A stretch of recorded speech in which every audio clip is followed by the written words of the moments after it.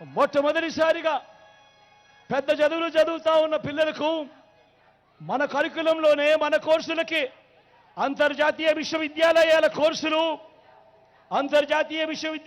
కోర్సులు మన కరికులంలోకి ఆన్లైన్ సర్టిఫికేషన్తో మొదలు ఇవన్నీ మార్పులతో ఒక విప్లవాన్ని సృష్టిస్తా ఉన్న కార్యక్రమం జరిగింది ఎప్పుడు అనంటే అది కేవలం ఈ 59 నెలల కాలంలోనే కాదా అని మిమ్మల్ని కూడా అడుగుతా ఉన్నాను మీ అందరి సమక్షంలో.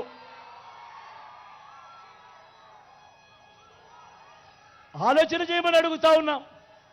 గతంలో ఎప్పుడూ జరగని విధంగా, గతంలో ఎప్పుడూ చూడని విధంగా ఈరోజు బడులకు తల్లులు వాళ్ళ పిల్లలను పంపిస్తే చాలు ఆ తల్లులను ప్రోత్సహిస్తూ ఆ తల్లుల చేతికి ఓ అమ్మఒడి, మొట్టమొదటిసారిగా అక్క చెల్లెమ్మలకు అండగా వాళ్ళ కాళ్ళ మీద వాళ్ళు నిలబడేట్టుగా ఆ అక్క చెల్లెమ్మలకు తోడుగా ఓ చేయూత, ఆ అక్క చెల్లెమ్మలకు ఒక కాపు నేస్తం, ఆ అక్క చెల్లెమ్మలకు ఒక ఈబీసీ నేస్తం, ఆ అక్క చెల్లెమ్మలకు ఒక ఆసరా, ఆ అక్క చెల్లెమ్మలకు ఒక వైఎస్ఆర్ 0 వడ్డీ, ఆ అక్క చెల్లెమ్మల పేరిట ఏకంగా 31 లక్షల ఇళ్ల పట్టాలు ఆ అక్క చెల్లెమ్మల పేరిటే రిజిస్ట్రేషన్ చేసిన కార్యక్రమం.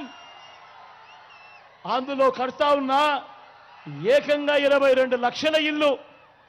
మొట్టమొదటిసారిగా అక్క చెల్లెమ్మలకు వాళ్లకు తోడుగా ఉంటూ మహిళా సాధికారతకు అడ్డం పడుతూ ఆ అక్క చెల్లెమ్మల రక్షణ కోసం గ్రామాల్లోనే ఈరోజు వారి గ్రామంలోనే మహిళా పోలీస్, వారి ఫోన్లోనే ఓ దిశ యాప్ ఆ అక్క చెల్లెమ్మలకు ఊతమిస్తూ ఏకంగా 50% రిజర్వేషన్లు ఆ అక్క చెల్లెమ్మలకి దక్కేట్టుగా ఏకంగా చట్టం చేసిన మహిళా సాధికారత ఎక్కడ జరిగింది, ఎప్పుడు జరిగింది అనంటే అది కేవలం ఈ 59 నెలల కాలంలోనే మీ బిడ్డ పాలనలోనే కాదా అని అడుగుతా ఉన్నాను మీ అందరి సమక్షంలో.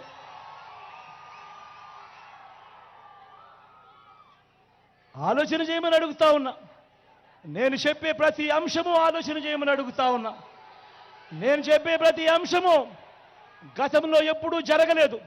కేవలం ఈ 59 నెలల్లో మాత్రమే జరిగిన అంశాలను, గతంలో ఎప్పుడూ చూడని పాలనను మీ కళ్ళ ఎదుటే చూపిస్తూ, మీకు కళ్ళ ఎదుటే చేసి చూపించి ఈరోజు అడుగుతా ఉన్నా. మొట్టమొదటిసారిగా గతంలో ఎప్పుడూ జరగని విధంగా రైతన్నలకు పెట్టుబడికి సహాయంగా ఆ రైతన్నను చెయ్యి పట్టుకొని నడిపిస్తూ ఆ రైతన్నకు ఓ రైతు భరోసా, మొట్టమొదటిసారిగా రైతన్నలకు ఈ క్రాపు ఉచిత పంటల బీమా, మొట్టమొదటిసారిగా రైతన్నలకు పగటిపూటే 9 గంటల పాటు నాణ్యమైన ఉచిత విద్యుత్, మొట్టమొదటిసారిగే సీజన్ ముగిసేలోగానే పంట నష్టం జరిగితే సీజన్ ముగిసేలోగానే ఇన్పుట్ సబ్సిడీ ఇస్తా ఉన్న పరిస్థితులు జరిగాయి ఎప్పుడు అనంటే అది కేవలం మీ బిడ్డ ప్రభుత్వంలోనే ఈ 59 నెలల్లోనే కాదా అని అడుగుతా ఉన్నా. రైతన్నను చెయ్యి పట్టుకొని నడిపిస్తూ గ్రామంలోనే ఓ ఆర్బీకే వ్యవస్థ తీసుకొచ్చి విత్తనం నుంచి పంట కొనుగోలు దాకా రైతన్నను ప్రతి అడుగులోనూ కూడా తోడుగా అండగా నిలిచిన ప్రభుత్వం ఏదైనా ఉంటే అది మీ బిడ్డ ప్రభుత్వం కాదా అని అడుగుతా ఉన్నాను మీ అందరి సమక్షంలో.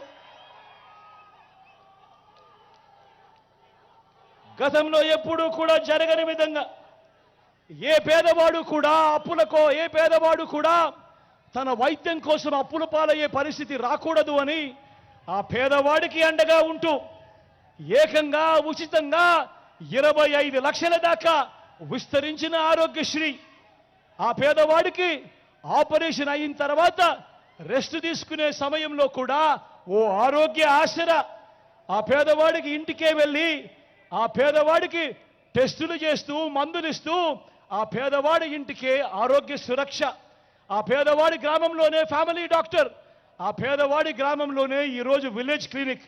ఇవన్నీ కూడా జరిగింది ఈ 59 నెలల పాలనలోనే, మీ బిడ్డ పాలనలోనే కాదా అని అడుగుతా ఉన్నాను మీ అందరి సమక్షంలో.